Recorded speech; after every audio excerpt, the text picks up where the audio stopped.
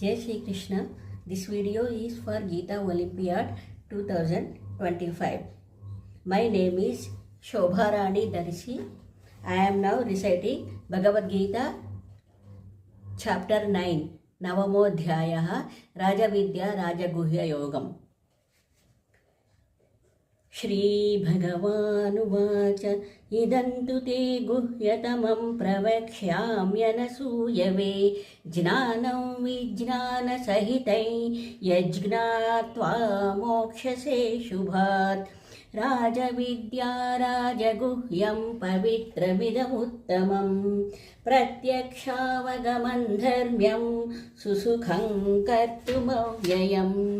अश्रद्धधानाः पुरुषा धर्मस्यास्य परन्तप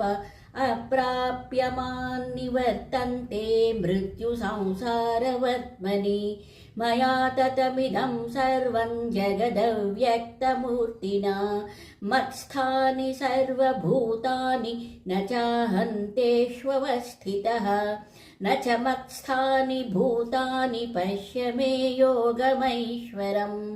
भूतभृन्न च भूतस्थो ममात्मा भूतभावनः यथाकाशस्थितो नित्यं वायुः सर्वत्र गोमहान् तथा सर्वाणि भूतानि मत्स्थानीत्युपधारय सर्वभूतानि कौन्तेय प्रकृतिं यान्ति मामिकां कल्पक्षये पुनस्तानि कल्पादौ विसृजाम्यहं प्रकृतिं स्वामवष्टभ्य विसृजामि पुनः पुनः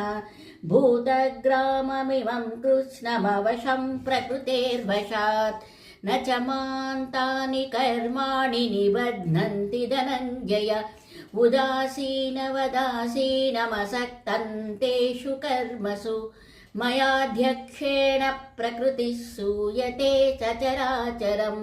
हेतुनानेन कौन्तेय जगद्विपरिवर्तते अवजानन्ति मां मूढा मानुषीं तनुमाश्रितम् परं भावमजानन्तो मम भूतमहेश्वरम् मोघाशामोघकर्माणो मोघज्ञानाविचेतसः राक्षसीमासुरीं चैव प्रकृतिं मोहिनीं श्रिताः महात्मानस्तु मां पार्थ दैवीं प्रकृतिमाश्रिताः भजन्त्यनन्यमनसो ज्ञात्वा भूतादिमव्ययम्